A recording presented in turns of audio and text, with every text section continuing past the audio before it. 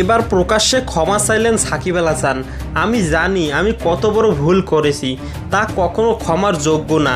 আমি চেয়েছিলাম ছাত্র ভাইদের সঙ্গে কথা বলতে, কিন্তু আমার মুখে তালা দিয়ে রেখেছিল তারা। আপনারা জানেন, ক্ষমতাশীল দল আওয়ামী লীগ থেকে আমি মনোনয়ন পেয়েছিলাম। মাগুরার মানুষ আমাকে নির্বাচিত করে সংসদে বসিয়েছিল, কিন্তু ওই মানুষগুলোর ভরসার প্রতীক হয়ে দাঁড়াতে পারিনি। আমার আসনে অনেক ভাই শহীদ হয়েছেন। এছাড়াও পুরো দেশে যতগুলো মানুষ শহীদ হয়েছে তা ইতিহাসের খাতায় লেখা থাকবে। এসব দেখার পর আমি কথা বলার চেষ্টা করেছিলাম, তবুও তারা আমাকে কথা বলতে দেয়নি। দর্শক, কোটা সংস্কার আন্দোলন পরবর্তী সরকার পতনের এক দফাতে পরিণত হয়।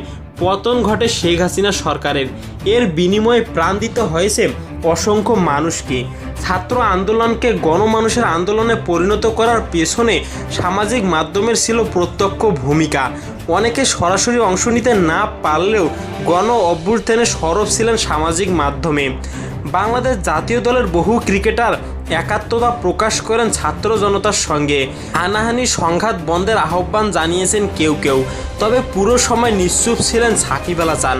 তার এই চুপ থাকা মেনে নিতে পারেনি সাধারণ মানুষ, হয়েছেন প্রবল সমালোচিত। তো দর্শক, সাকিব আল হাসানকে আপনারা কি ক্ষমা করে দেবেন? অবশ্যই আপনাদের মূল্যবান মতামতটি আমাদের কমেন্ট বক্সে লিখে পাঠাবেন এবং ভিডিওটি শেয়ার করে দিবেন।